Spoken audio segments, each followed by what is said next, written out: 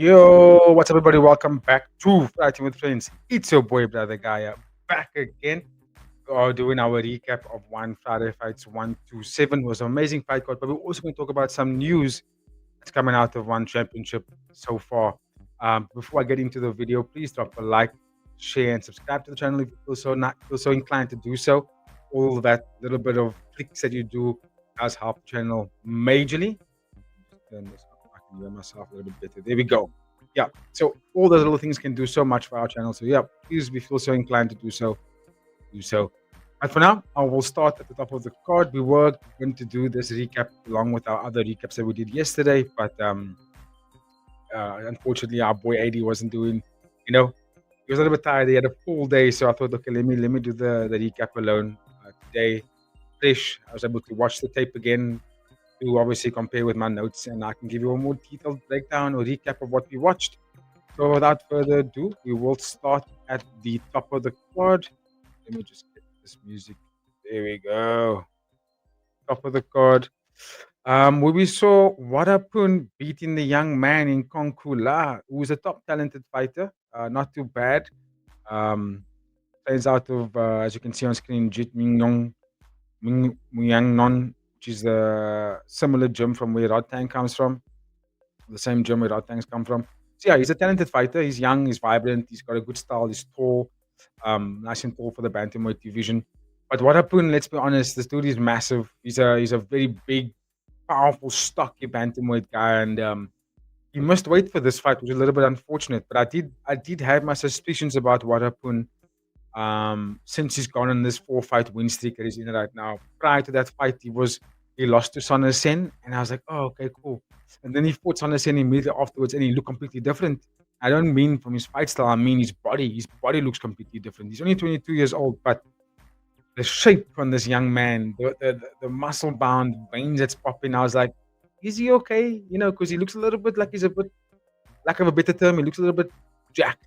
You know what I mean? A little bit boosted up a little, and I don't know how much of that is because of enhancements, but he definitely looks completely different to what he did since just 5 fights back. But take nothing away from his performance. I mean, he went in there and he pretty much bullied Konkula. He had a first round TKO. So on my notes, I just put down 3 knockdowns. And from a left hand. So the first 2 knockdowns were off left straights. But lots of pressure from Wadapun. You know what he does? He does this thing where he comes forward, hands are out here, and then once he's within range, he literally just grabs your wrists and he moves into clinch positions. And from there, he starts dominating the fight, right? Powerful clinch, very strong. A lot of guys can't seem to deal with his power. So I'm quite interested to see what Wadapun looks like. As he progresses, does he stay in bantamweight? Does he go upper weight class? Does he go to featherweight? I don't know. He should, because he might be outgunned there in terms of height and size. I think here in bantamweight, if he can make the 140 or the 140 or the 135 pound, this dude will look insane. Let's say the 140. If he can make the 140, you'll look really good. But he seems to be quite inconsistent when it comes to that, because he's lost. In fact, all of his fights so far in one championship have been at catchweight. So, and he's a guy that's becoming a bit more of those. What's the word I'm looking for? He's becoming almost undeniable, because he's fighting a lot of Friday fights cards. He's becoming a bit of a fan favorite, because people are recognizing his name because of how frequent he performs. But it's a lot of catchweight fights, and I just wish that he could maybe, make a stab at a division, especially like the bantamweight. I think it'll be a good addition to that division. But anyway, yeah, he went in there, walked Konkula down, landed 2 left straights, dropped him pretty badly with the second one. Third one came right up him, hit him with a right hook, left shot to the body, right hook upstairs, basically flatlined him there, and the fight was done. So yeah, not much you can really take away from it, but it was a fast highlight finish, good main event. Obviously got the crowd all kinds of hyped up. I mean, this fight card went by very quickly. I remember we did a live, and 12 fights in total, and there were 8 finishes. The fight card went by so quickly to even like remember what happened. So I'm happy I was able to watch back and make my notes. But yeah, great fight for Wadapun. Who does he fight next? I'm not too sure. But if there's anything I could say about him, is that his next fight shouldn't be an up and comer like Konkula. His next fight should be someone in the bantamweight division that is either a contact fighter either a contracted fighter or just about fighting for the contract. You know what I mean? Because yeah, he needs to be tested now, in my opinion. And he was already tested when he took on Son Sin. But I just think that getting through that, it proves to me that he's deserving of a fight that can get him close to the contract. You know what I mean? Because beating Konkula doesn't really spark that much in Chowdhury to be like, okay, he can get a contract, right? Especially with the finish. And he didn't make weight. So he has to go back in another fight. And most likely has to be someone that is also like that's very close to a contract. And I would love to see it. So let me know in the comments who do you think Wadapun should be fighting next? Because he's pretty good. He took no damage here, so we'll probably see him fighting.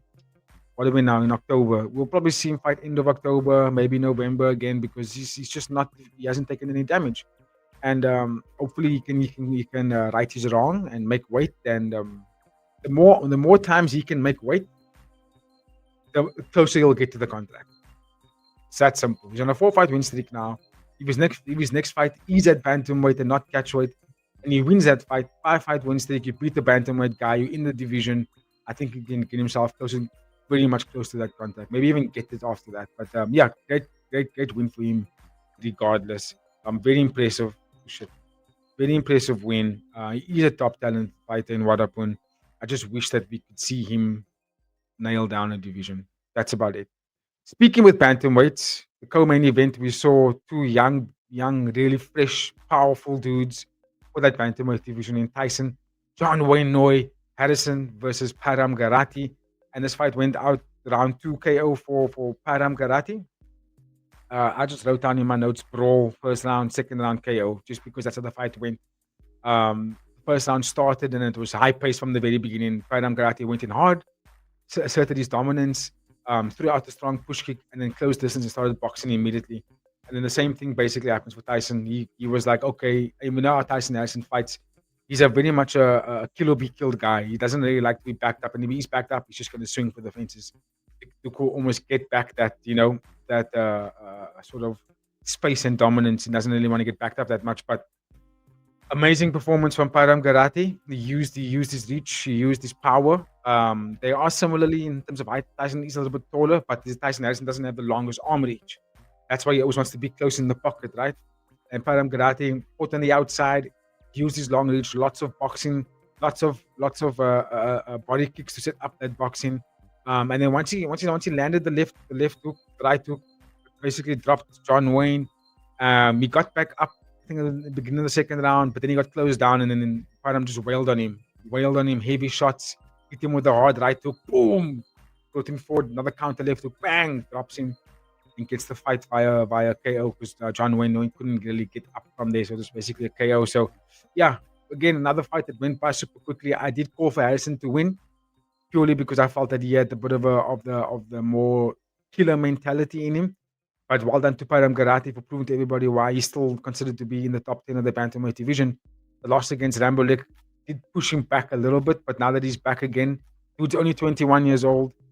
He's a talented guy and he's really cracking top 10. So I think that a win over Tyson Harrison furthers him back into that conversation of, who next? Who next? And I personally, I think he can fight anybody in the bantamweight division. I did not bring up the rankings just yet, just to remind myself of it.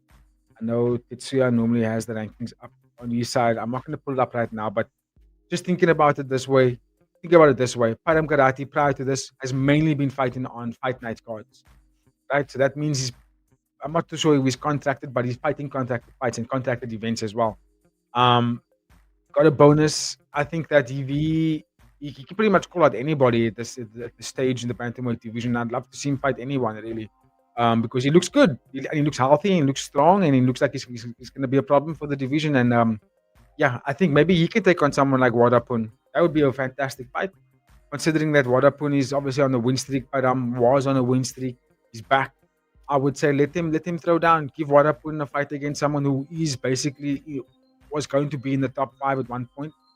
I would think it would be a good test for him. If he doesn't get through Param Garati, then we know why he hasn't gotten the contract just yet. But yeah, well done to Param Garati. Or we could even see Tyson Harrison versus Wadapun. But Tyson Harrison just took a massive beating now, so he might need some time to recover. But I would love to see Wadapun up against up against Garati. That would just be a wonderful fight to watch. But well done to Param. That was a beautiful performance from him. Against a tough opponent in Tyson Harrison. And to wipe him out like that, because he also won the first round. I got it written down here. He also won the first round. He had Tyson backed up the whole round. And yes, Tyson Harrison threw some good combinations back. He fought back. But Karate was able to kind of walk through his shots and get back to his range and his boxing range. And yeah, he had the more power. He had the power and he had the range over Tyson, and that's how he won the fight. But yeah, give me your thoughts in the comments. Who you think they should be fighting next? Tyson Harrison or Wadapun? Tyson Harrison or Param Karate versus Wadapun would be a really good fight to actually watch. But I'll probably go Param Karate versus Wadapun purely because Tyson Harrison, he probably needs some time to recover. But okay, let me know. Let me know your thoughts. Moving on, we had Prajanchai taking on Singh Thanawat, and I remember in the preview I called this fight to be Prajanchai for the win. I had not seen their first fight. Thank you to DSBV for making me aware that they have fought the first time, and Prajanchai knocked him out in that first fight. And you could see it happening in this fight as well. When the fight started, immediately Singh Thanawat fought. For what I remembered, he fought almost like a. I don't want to use the word scared, but he fought very tentative. He was a bit, almost like he was holding back. If you think about it that way, immediately on the back foot, he didn't go forward once. I'm looking at my notes here. He didn't go forward at all. He was on the back foot, and Prajanchai walked him down, threw a couple of low kicks to sort of set up the boxing, and then when he went with his hands, lever shot with the left hand, right hand overhand, dropped Singtana with the first time, and then what happened was rinse and repeat.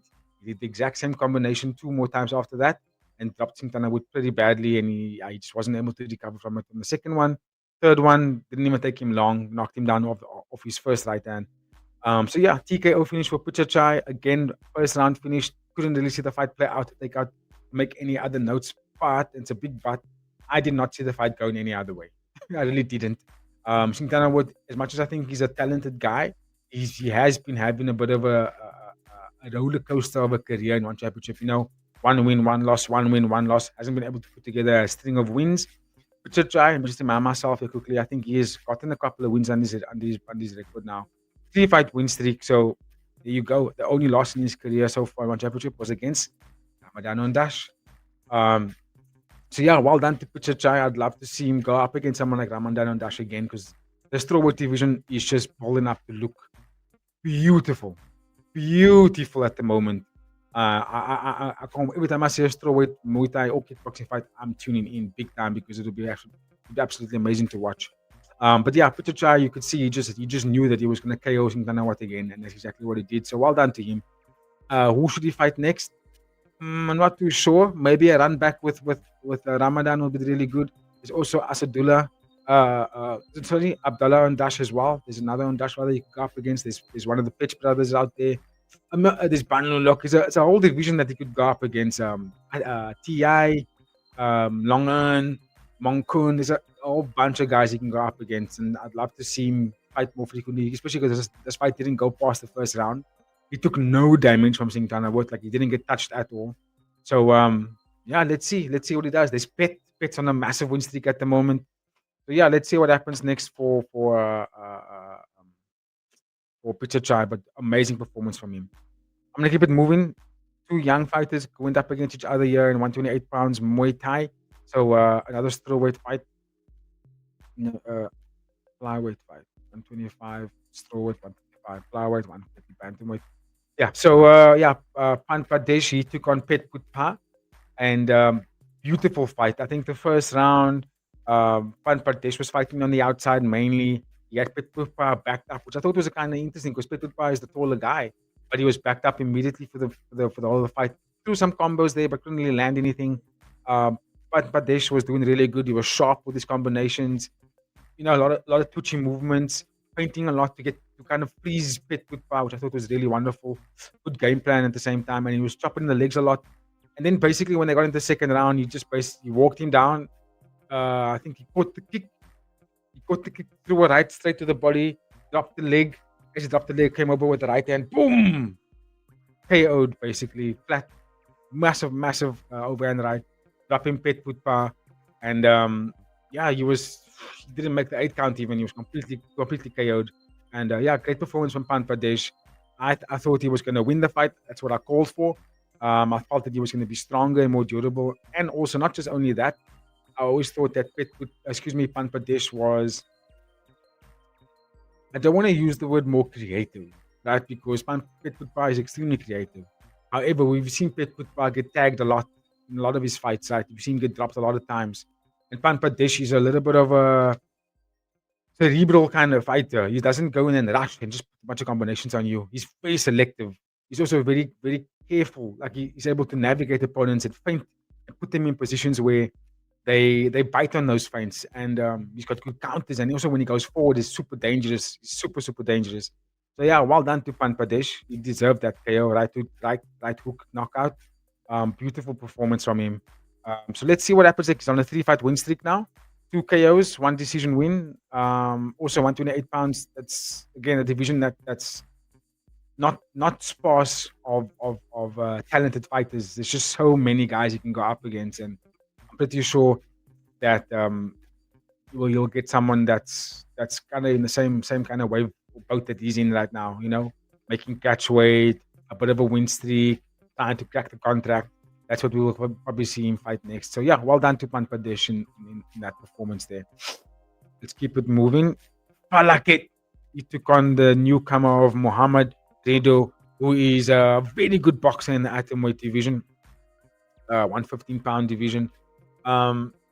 Fantastic boxer, strong, but I did think he was going to lose the fight just because when I watched tape on Muhammad Redo, I thought he's good at boxing, sharp boxing. Devastating kind of boxing as well. But he didn't have a lot of other weapons. There was no elbows, no clinch game. Out on the outside, doesn't throw a lot of long range weapons to move in and establish distance. And with Falakit as a taller fighter, I watched Falakit fight a few times, and I was like, this kid is good. This kid is really good. He's something to watch in terms of his growth. He fights like a fighter that's got a hell of a lot of experience, even though he doesn't. And he's also very composed in the ring there, and I like that about him. And I've got my stats down here, and I gave him pretty much every round. In the first round, he won 10-9. He had good elbows, good range, dominating that. The pressure from Muhammad, Falakit was able to get away from it. He was able to navigate. He used lateral movement, cut angles, and stay away from the boxing, even when the boxing was sharp, and which is really sharp and hard. Falakit was able to counter that with elbows. He kept his guard up. And whenever Muhammad would come in close, he would just bang, bang, bang. He would throw in elbows there, which was catching Muhammad the whole time. And then off an elbow, he would throw an elbow, cut an angle, get out of the ring, or get out of the corner. Fought a very good first round. Second round, he was a complete reverse of the first round. This time, Falakit was the one going forward. He landed 2 knockdowns in that second round, both off the knee. Stepping knee to the body, beautiful stepping knee to the body, dropping Muhammad Redo. Yeah, Falakit just fought a very smart fight. Which was sharp counters, lateral movement, rangy attacks. Even when he was on the back foot, he fought a fight where if you want to watch someone fight with the back foot and be sharp, Falakit is a good fighter to study when it comes to that because he looked really relaxed while doing it. And yeah, deserved the win. I had him 10-9, 10-8, 10-9. So yeah, basically easy take walk with Falakit. Doesn't mean that Muhammad Redo was an easy fight though. Muhammad Redo, I think he's going to be something to watch.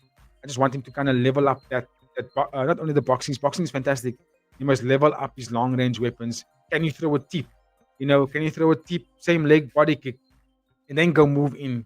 Tip, left hook, come in with the right. Something else. Like, let's see if you can add in some of those long range weapons. Because when you're on the outside, he looks a little bit lost. And then he darts forward. And that's when someone like Falakit that's smart can time that really nicely and counter him, which is what we saw in this fight. I felt like it's not even top tier when it comes to atomweight division.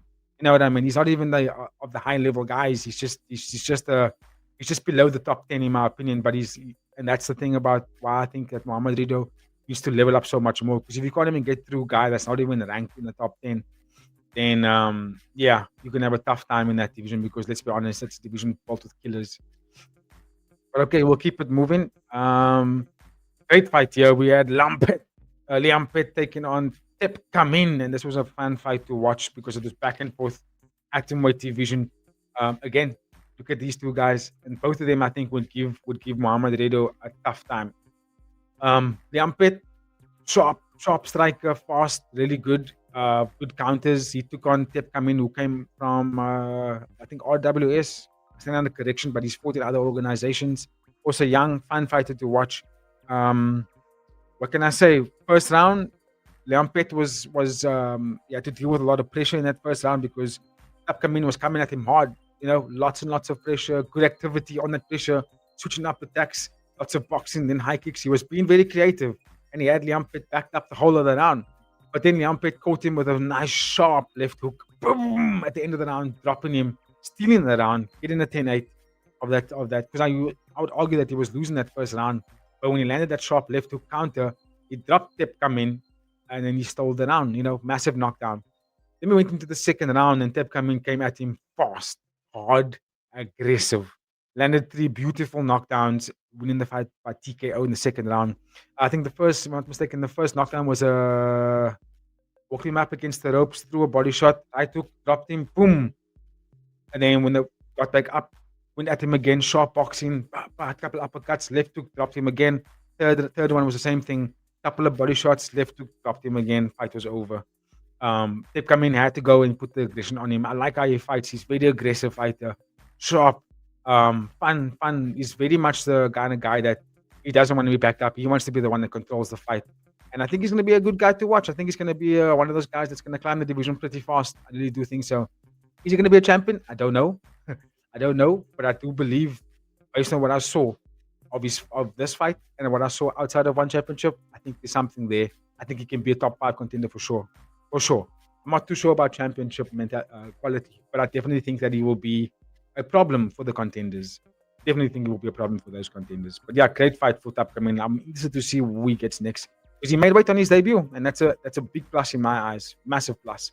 That just means that he can fast track himself, because as long as he makes weight, that means he can always fight against guys who are ranked, or at least guys who are considered to be put in the top 10. And the more he does that, the closer he'll get to a title shot. So yeah, well done to Tep Kamin. Take out someone like Liam Pet, who has been fighting frequently at one championship. So big ups. Great fight.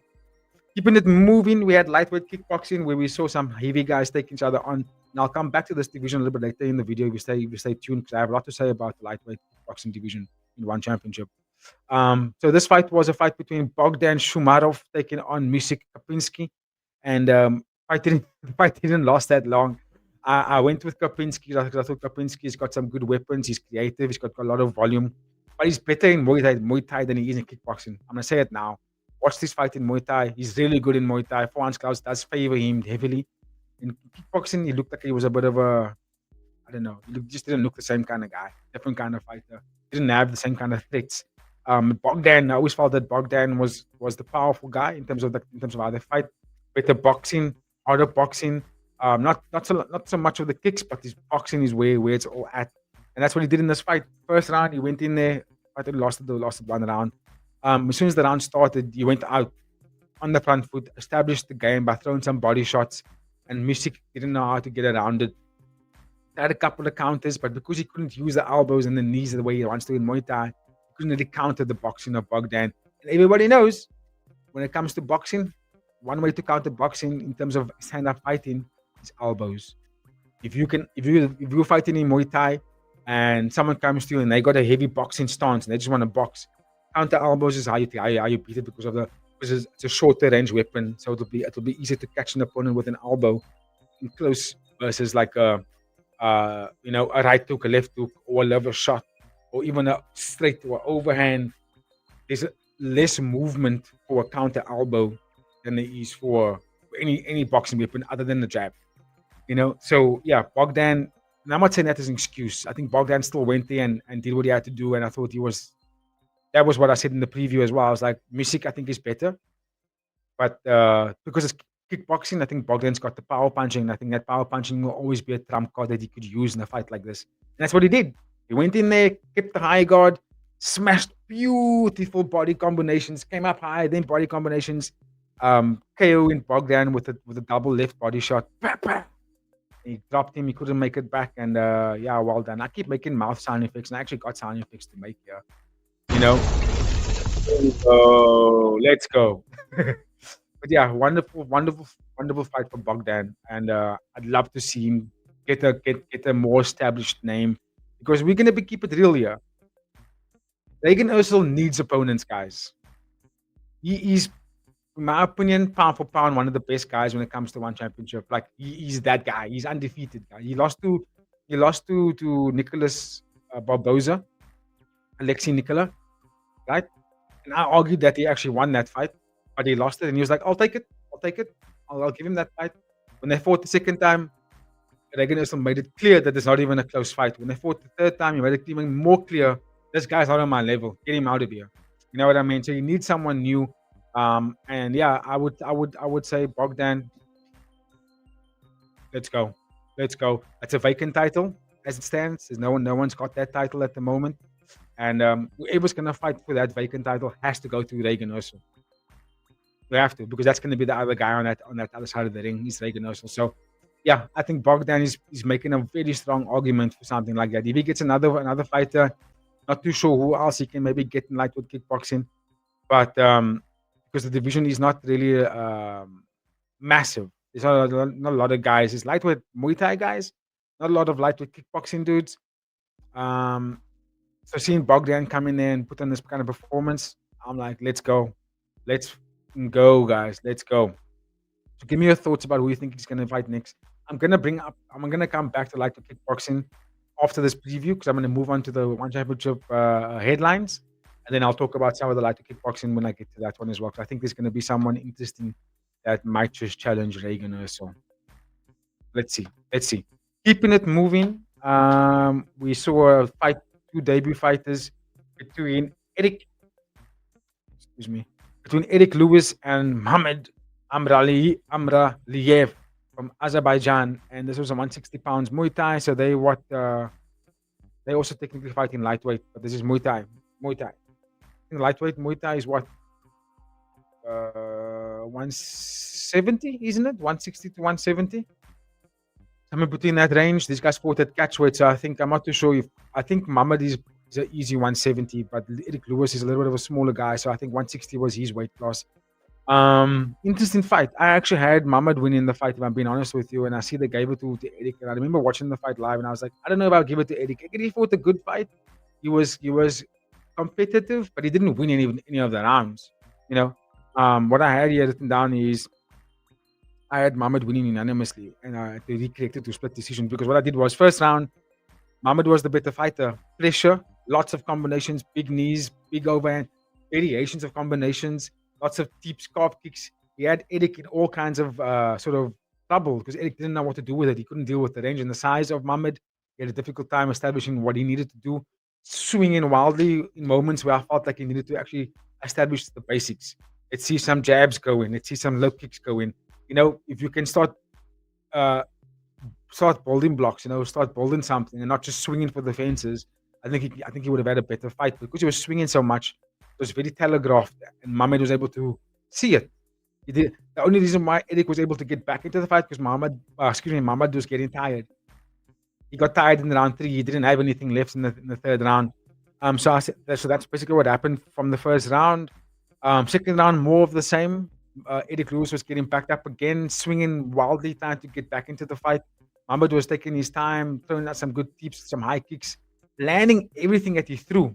So I had a hard time giving the fight to Eric. I really did because I was like, he did it. I couldn't see a round that he won. He was competitive. That's all he was. He was competitive, meaning that he was able to throw some shots, kind of get a little bit of respect. Never really rocked Mohamed, never dropped him down, never really won any of that. And this was Muay Thai. It wasn't in kickboxing, which would have favored Mohamed a little bit more. But yeah, Eric Lewis, I think he's a young, talented kid. He's only 20 years old. I think he can become something really good. I just felt in this fight, you could see he was exposed because he didn't know how to deal with the pressure and not only the pressure, but the wide variety of attacks that came from Mohamed. So yeah, he lost the fight, unfortunately, but I'm still gonna go with what my decisions were. Which was Mohamed winning the fight. I couldn't see Eric Lewis winning the fight. I rewatched the fight again. I even went to go watch the highlight package that one championship put together, which is usually, how they want to push what their narratives is. And I still couldn't see Eric Lewis winning any of it. Like he had some wild exchanges, but he wasn't successful in those exchanges. He barely landed a lot of stuff. Mohamed was more accurate. Again, like I said, he got tired in the third round, so I maybe would have given the third round to Eric, but I didn't give it to him either. So, yeah, I thought there was a robbery on the fight card. But let's see what happens next for the two guys as we go on. This fight was also a robbery for me. We had Tang Tang. She took on Cynthia Flores, Mexican champion. And I scored around 10-9 first round for Tang Tang, 10-9 second round for Cynthia, 10-9 third round for Cynthia. Yeah, why I scored it like that was because Tang Tang, apart from the first round, she didn't do anything else. First round, she was going forward. She looked sharp, good jabs, good 1-2 counters. It looked like she was in range the whole time, and she was one going forward. Second round, very big difference. Cynthia Flores was the one going forward now. Had some beautiful boxing combinations, lots of explosions. She would dart forward and then land massive, massive hooks to the head. Rocking Tang Tang, caught her with a couple of left hooks to the head, to the face. And Tang Tang was rocked, bro. She was seeing stars. The only thing that was successful for her for the entirety of the fight was the counter body quick kick she would throw off the back foot all the time. Because she was on the back foot the whole time. She couldn't go forward at all. Which she did go forward, she would throw a left straight right body kick, left straight left body kick. That's what she would throw. Nothing else than that. And Cynthia was able to get around it. Cynthia was able to catch the leg, dart forward, bang, bang, land a three-piece. Lots of pressure, backing up Tang Tang the whole time, landing the bigger shots, in my opinion. And I don't know why One Championship keeps scoring body kicks as like, especially in a fight like this where Tang Tang literally didn't have any other weapon. And I'm not bullshitting you guys because I watched the fight live and I watched the fight back before doing this recording just to refresh myself again to compare with my notes. And yeah, I don't know how you can give Tang Tang the fight. You can't. I predicted her to win. I really did predict her to win because I felt that she had more weapons to throw. But then she only used the one weapon in the fight, which was the body kick. And how can you score the fight against someone that's pushing the envelope? Like Cynthia Flores was the one that was going forward, not just going forward and throwing out jabs like Marie McManaman. She was actually going forward and damaging. She was damaging Tang Tang. She had a rocked in round 1 and round 2 and round 3. Rocked. I mean, like you could see Tang Tang was like stanky leg. She was on skates. You know what I mean? Cynthia was cracking her the whole time in round 2 and round 3. So I don't know how you could actually give it. And if damage is your number one rhetoric, your number one scoring system is damage, you can't give it for Tang Tang because she didn't damage Cynthia Flores at all. She didn't back her up once in this fight. So yeah, Cynthia Flores got robbed in this fight, God, in my opinion. And also, I remember when we were watching it live, the One Championship live stream, the live chat on the stream were all saying robbery. Straight up robbery. Thai Championship is what it's called now. You know what I mean? It's ruining the integrity of the sport because what is the rhetoric, bro? Like, what is the rubric of scoring fighters now? It's so weird. It changes every fucking week. So yeah, well done to Tang Tang anyway. But I think she got lucky in this fight. I think she really got big lucky. Judges saved her. Nong Moss fought against two debut fighters. Nong Moss fought against Naruto. I thought Naruto could do a little bit more in the fight. But yeah, he basically got sucked into the style of Nong Moss, which was, I'm going to stay on the back foot, but I'm going to counter you with heavy shots, big body kicks, big elbows. When I clinch you, I'm going to clinch you and knee you. And Nong Moss did that exactly in this fight. He was fighting a fight where he could stay out of danger, even though he was being backed up a lot. He could stay out, just like Falakit fought. Stay out of, when I'm going backwards, but I'm going to be able to time all your entries, stay away from it, and then counter you with big elbows, big 1-2s, lots of body kicks, lots of calf kicks, kicks to the head. Everything that Nong Moss threw in this fight landed for him. It may not have hurt Naruto or dropped him or backed him up at all, but it worked for him. I got my notes 10-9 in the first round. Body kicks, counters, back foot, clinch knees. For Naruto, I had round 1 combos and left straights. What his big weapon was his left straight. But because he was only throwing the left straight a lot, we were like lots of pressure, and then left straight, he didn't change up the entry style, which made it easy for Nong Moss to be able to time that entry, and that's why he was able to get away from it all the time. Second round, I gave Naruto 10-9. He had a lot more counters. His low kicks, he added a lot more to his weaponry, which allowed him to land the left straight frequently. Pressurized Nong Moss, which is really good. The only thing Nong Moss did really well in that second round was he had clinch game. He clinched a lot in that second round. And then in the third round, I had him winning that third round because he did more of the same he did in the first 2 rounds, but this time he was cleaner with it. Nongmas was able to be a lot cleaner in that third round and really stay away from the danger. And that won him the fight overall for me. Not much else you can say from the fight other than Nongmas just fought a really good game plan. And but that's how he fights. I watch him outside of one championship. That's how he fights. He's a guy that stays on the back foot and just kind of fights a fight where if I stay out the danger and I keep landing on you, I can't lose this fight. You're gonna have to give me the score unless Nongmos gets knocked down or some shit. But yeah, good fight for him nonetheless. Lucas Canin, bantamweight MMA, first round submission. I thought he was going to be the one that was going to get tapped out, or he was going to be the one that was going to KO Ayuma Yamamoto. But what he did was he took him down early, cinched up a nice ankle lock, and tapped him out, bro. And that was the fight. It was like within the first minute, actually. The fight didn't go further than that. So, yeah, a big win for Lucas Canin. Shows levels to his game. He's not just a power puncher, he can grapple as well. So, yeah, well done to that. Love to see him grow more in the division because if memory serves me well, bantamweight MMA, that's where we have Fabricio Andrade as the champion. And he's another talented fighter who I think needs to be fighting more frequently. And if one championship don't give this guy a champion or a fight to fight, he's gonna go and he's gonna leave the organization. He might just go to the UFC because, like I said in our recap last night, if you could watch it back, it's on YouTube. One championship does not showcase high-level MMA fights enough. The only time you see high-level MMA guys fight is when we have fight night pay-per-view events, which happen how often? Once a month, once every second month, if you will. That means throughout the year, all these MMA guys that are so good, champions, don't fight. They don't fight. You know what I mean? We don't see these guys fight at all.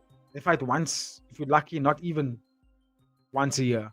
So, yeah, I think one championship should really think about how they're going to rearrange how they produce MMA fights. And because all we see MMA, we see MMA on the Friday Fights card, a couple of unranked guys, a couple of no-name guys. And then on a fight night event, we may, if you're lucky, you may get an MMA high-ranking fight or a title fight, if you're lucky, which is not enough. Because what happens is the fans start to forget who these guys are. You don't see rankings on the website. So it's like a little bit difficult to keep track of who's who and how often and what rankings they are. So that needs to change big time. Either you do a full MMA card or you don't do it at all and get rid of these guys and then you only do kickboxing and Muay Thai. That's what I think. Because Fabricio Andrade had to fucking fight against Jonathan Haggerty because he didn't get any other opponents in MMA. He's wiping out his division. The last guy that he fought was King, what's his name? Juan Il. Juan Il got released from the organization. So yeah, I think Lucas Canin can be a next contender, but who knows at this point, right? So yeah, that's what I have to say about that. But anyway, we keep it moving. Jean-Claude Sachlag took on Juan Trujillo. First round TKO for Jean-Claude. Beautiful spinning back kick to the body. And Jean Trujillo couldn't do anything about it. He went straight to the ground. As soon as he went down, a follow-up shot from Jean-Claude was a nice soccer kick to the ribs. Bang! Confirming the KO. Beautiful finish for Jean-Claude. And he's another guy who I think is highly talented. And he could be someone that we can see in the division more frequently. And the flyweight division is needing of opponents because Yuya Wakamatsu cleared out that division. He beat Adriano Moraes, getting the title. Nice taking on Joshua Pasha, which I think is kind of foolish. Joshua Pasha has a division to defend. And Jean-Claude can be the next guy in line to challenge someone like Yuya Wakamatsu. Fun guy. Maybe he's going to have to fight someone else first, like a Danny King had maybe. Or we can see him maybe go up against someone like Yuya Wakamatsu. But yeah, he's a talented guy, and I think he's going to be something to watch going forward. He's leveling up his game. I've always thought he was a very good, strong, dangerous striker. But once we get to second round, third round, he kind of gets out-grappled there, and I think that's where he needs to sort of fix that. But in terms of striking, I think he can put anybody away in that flyweight division. But okay, that's my time on that one. So thank you for tuning in for that one. I'm going to move on to my next conversation, which is the news segment for one championship. I'm doing it together. So I just thought, why not, right? Because there isn't really that much breaking news coming out of one championship. So I thought we can just do it in one video. So here we go. Bringing up on screen, we have announcement. I saw it on Tetsuya's page. I'll put all the links in the description box. Former K1 champion Hiromi Wajima has signed an exclusive multi-fight contract with one championship in the 70 kgs kickboxing, which is the lightweight division. I'm super hyped for that. Because again, like I said earlier, we need more fighters in that division because Regan Ussel is hungry or opponents. He's talking about Nabil Anan. Nabil Anan ain't making 70 kgs, my friend. So yeah, I think seeing this addition to one championship speaks volumes. Now I went to go and do some research on Hiromi. He is the super welterweight champion from K1 and super welterweight Grand Prix champion from K1. And dude, I must say this record is immaculate. He's got 1, 2, 3, 4, 5, 6, 7, 8, 9, 10, 11, 12, 13, 14, 15, 16, 17, 18, 19, 20, 21, 22, 23, 24, 25, 26 fights in his career so far. 1, 2, 3, 4 losses, 4, 5, 6 losses. That's very good.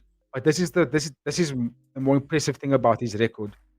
He's got so many finishes, a lot of finishes. 1, 2, 3, 4, 5, 6, 7, 8, 9, 10, 11, 12, 13, 14, 15 finishes of his 23 wins. That's phenomenal, guys. That is absolutely phenomenal. Now, I know a lot of it is Japanese fighters, but I mean, let's be honest, Japanese guys own kickboxing. So, yeah, very impressive wins, in my opinion. Great addition to the organization. I am super stoked about that announcement because if there's one fighter I would love to see fight frequently, it's Reagan Ursel. Like, he's one guy I want to see fight all the time, just because I think he's unbeatable. I think when it comes to the 170-pound division, I think he's unbeatable, bro. I really do think so. And even a little bit above that as well. I think this guy, no one's been able to get through Reagan Ursel. Nobody. No, not a single fighter. I know Nicholas has got a win over him, but I don't count that. I really don't count. I think that was a robbery. But anyway, and it's not because I'm a fan of Reagan Ursel. I'm a big fan of him, and I'm just like fanboying out of it. I just call fights how I see it without being biased. I make notes per round.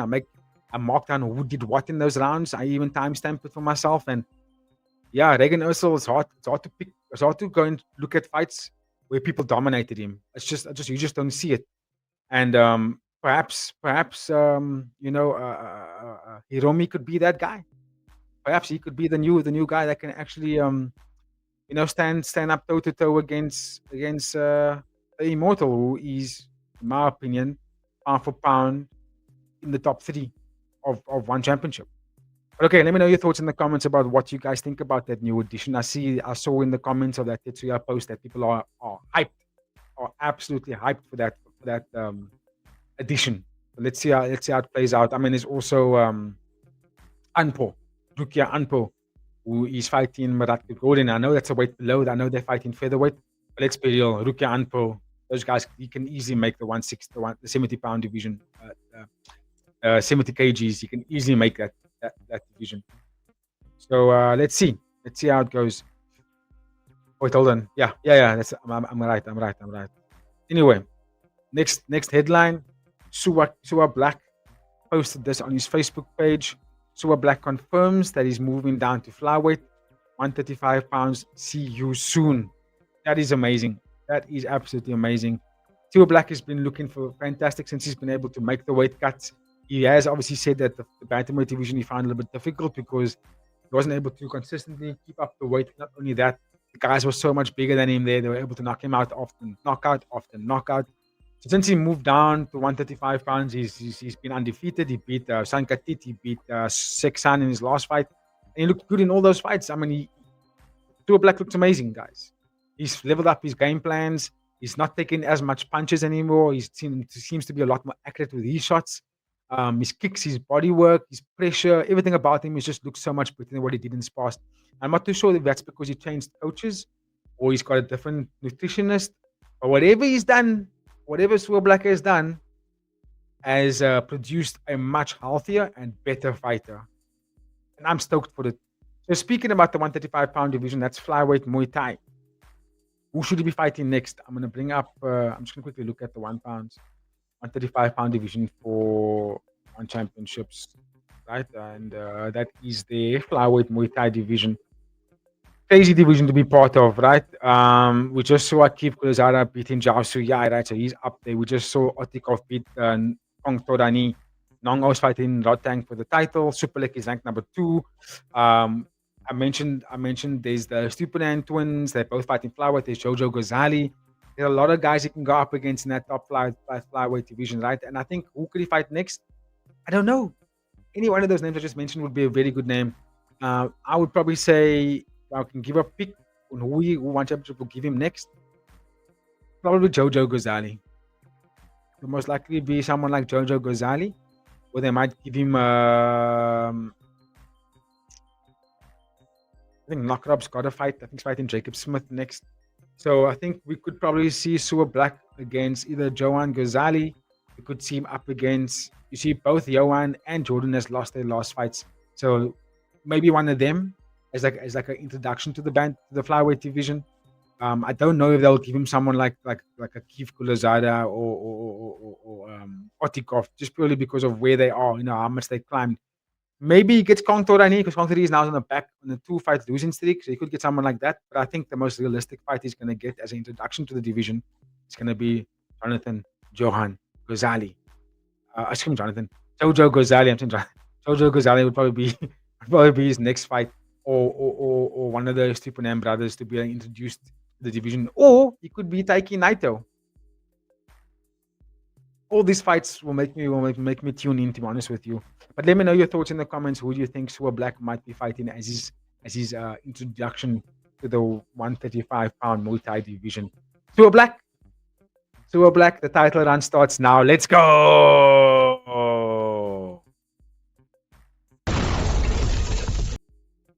Okay, let's keep it moving.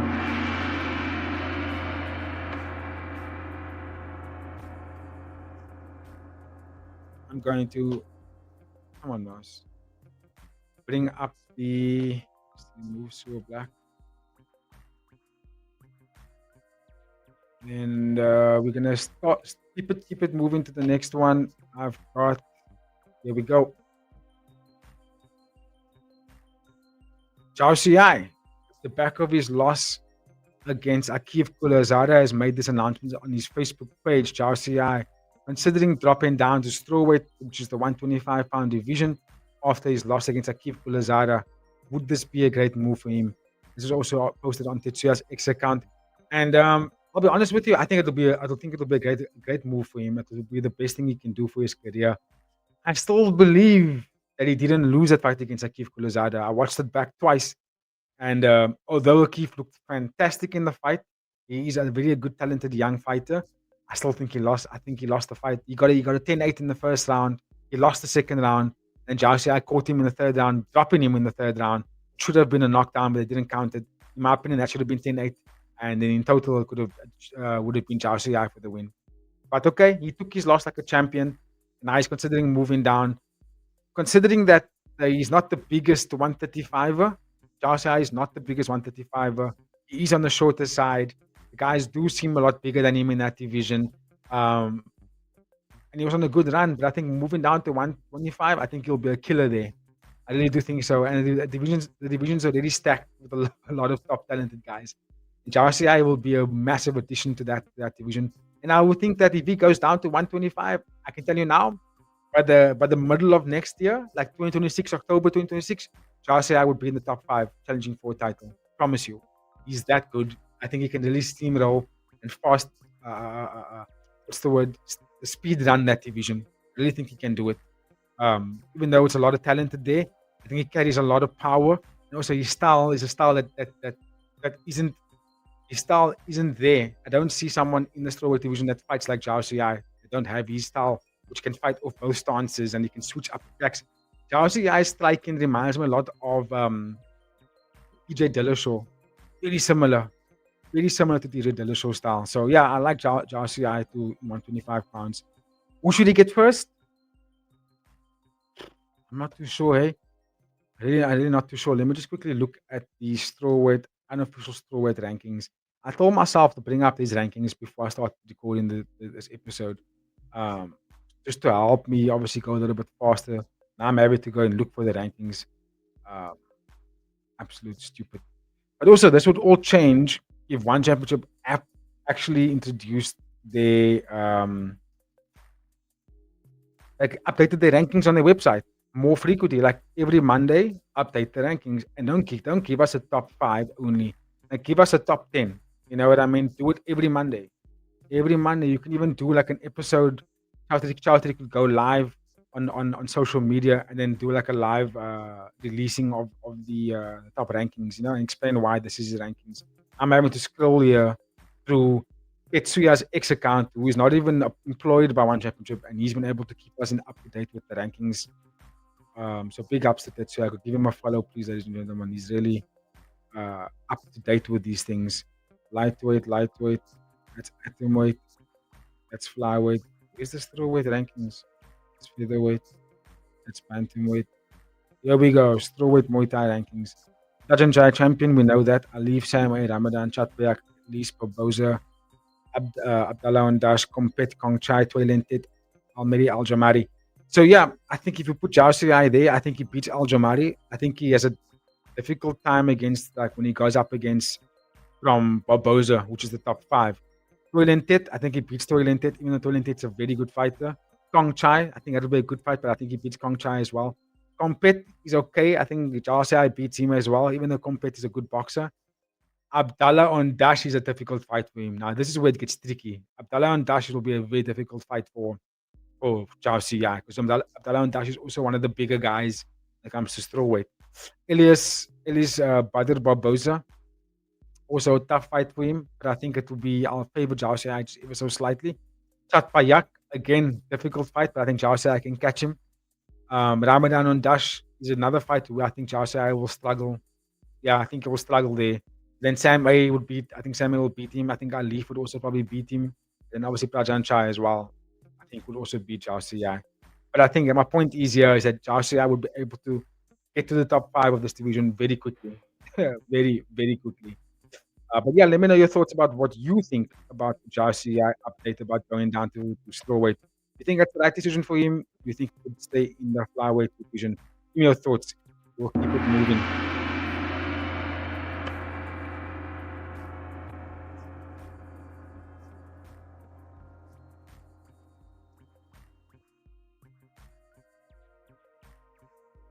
Okay, next chat is going to be Jonathan Diabella speaks out at the end of his fight.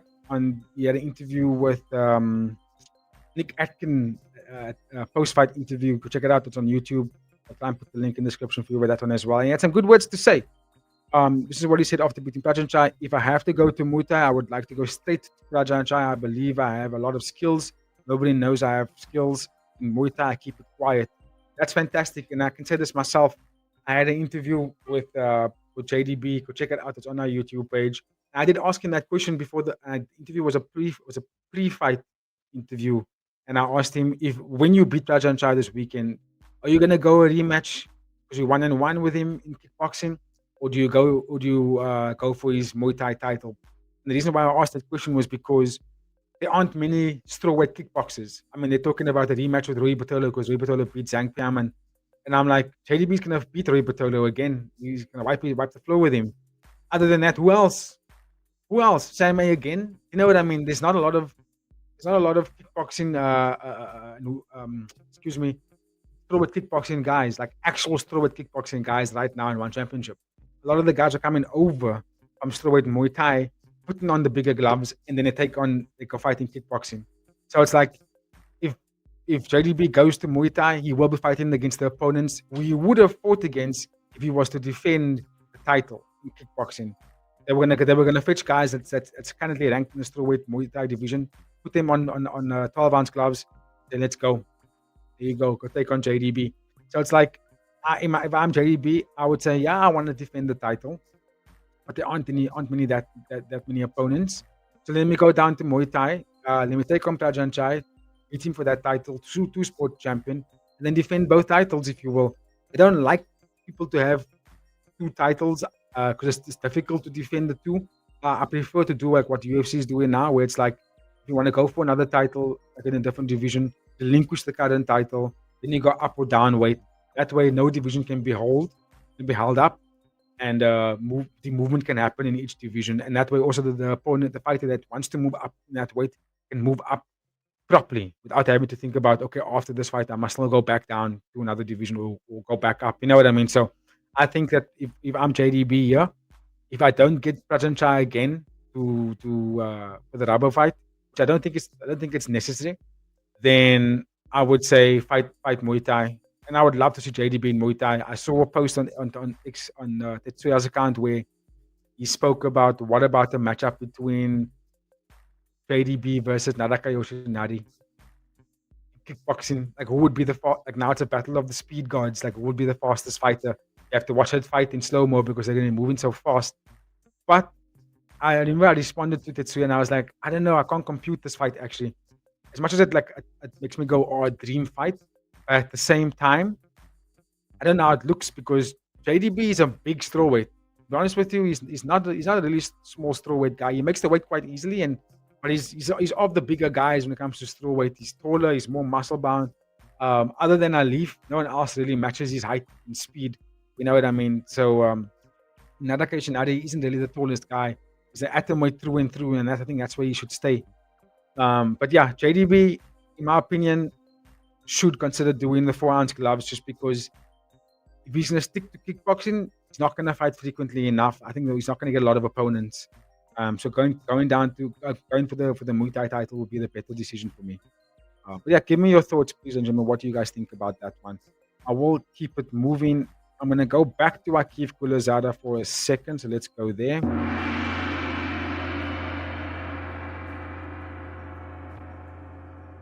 Okay, I'm bringing Akif Guluzada on screen. And he's calling out Rodtang. He's speaking obviously in Russian. That's why there's subtitles on screen. It's only a 5-second video. He calls out Rodtang after beating Jaosuayai. And in my opinion, he's a very cocky kid.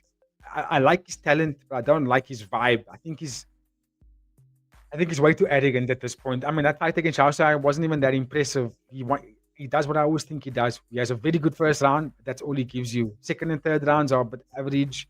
He plays a very defensive game in second and third round because he puts all the damage on you in the first round. Tries to get you out of there. He doesn't get you out of there in the first round. He's going to play a very safe game. Now, he believes he can beat Rodtang, and I think that's because he believes he's the biggest flyweight. He is. He's the biggest flyweight in the organization right now. He's a massive dude, super tall, big in terms of muscle. And I honestly feel like he won't stay in this division. I think he thinks he can bully the guys because of his height and size, but realistically, I've watched all his fights so far, and he hasn't been able to make weight in a way. He's made weight successfully. He's made weight. He's passed hydration, but he's always struggled, and it looks terrible when he does it. So I'm thinking, he's 19 years old, 23, 24-year-old Akif Guluzada. He's going up a weight for sure. He's going to 145, 100%. He's going up to bantamweight. And I also think Rodtang fucks him up every day of the week, I'm being honest with you. I don't know if he can beat Rodtang. I don't think so. Not right now. I don't think he'll ever get the chance to even do it. Rodtang's fighting against Nong O. And then after that, maybe they give him Akif. Maybe they give Rodtang Otikov. But realistically, I think Rodtang beats both of them in a very easy fashion, by the way. So yeah, let's see. Let's see how the fight plays out. Let's see what they give Akif next. Give me your thoughts in the comments, ladies and gentlemen. What do you make of Akif Guluzada and where he stands right now? Should he get Rodtang next? Or who should he be fighting next? Should he be fighting someone else? He beat Jaosuayai. He could maybe get Kong Torani, since Kong Torani lost to Otikov, and I think Otikov is ranked higher than Jaosuayai since he's been in the division longer and fought more frequently. I think Otikov is more deserving of that fight than Jaosuayai is. And Akif Guluzada. I think Otikov also made an announcement that he'd love to fight against Suablack. Suablack's able to make the weight again. But I think Suablack's going to stick to bantamweight. I think Flyweight's a big cut for him. And I think he'll only move down to Flyweight. He was going to fight kickboxing again. But I think Suablack's going to stick to the bantamweight division for now. Let's keep it moving, ladies and gentlemen, to my last story of this episode. We're into an hour now, so I'm going to give you my last one. So let's go.